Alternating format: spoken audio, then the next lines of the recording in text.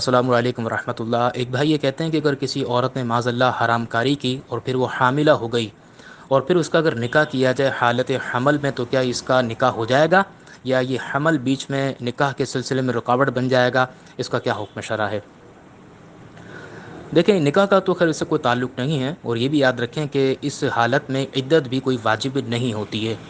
تو اب اس میں دو صورتیں، یعنی یہ تو کنفرم ہے کہ نکاح منعقد ہو جائے گا۔ اب اس میں دو صورتیں یہ دیکھی جاتی ہیں کہ آیا کہ اسی زانی سے نکاح ہو رہا ہے یا کسی غیر سے۔ اگر تو زانی سے نکاح کیا جا رہا ہے تو نکاح تو باہر صورت ویسے ہی منعقد ہو جاتا۔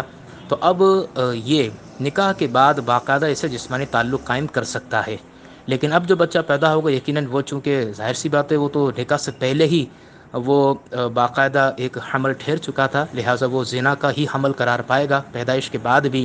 یہ نہیں کہ اگر وہ اگر زانی سے نکاح کر لے گا تو اب جو پیدا ہوگی اولاد یہ حلال ہو جائے گی، وہ حرام ہی قرار پائے گی۔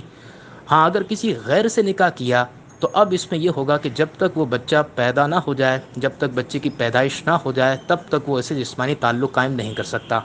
لہٰذا نکاح ہو جائے گا، ساتھ بھی رہنا چاہے رہ سکتے ہیں کیونکہ ظاہر سی بات ہے اس کی زوجہ ہے، لیکن اسے فزیکلی ریلیشن قائم نہیں کر سکتا، اگر کرے گا تو گناہ گار ہوگا۔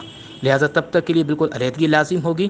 جب بچہ پیدا ہو جائے گا اس کے بعد پھر اس سے جسمانی تعلق قائم کرنا بالکل جائز ہوگا۔ تو نکاح تو باہر صورت جائز ہے، کوئی مسئلہ نہیں ہے، چاہے زانی سے کرے یا غیر زانی سے، لیکن پھر احکام تھوڑے سے جداگانہ ہو جائیں گے نکاح کے بعد، وہ میں نے آپ کو سمجھا دیا۔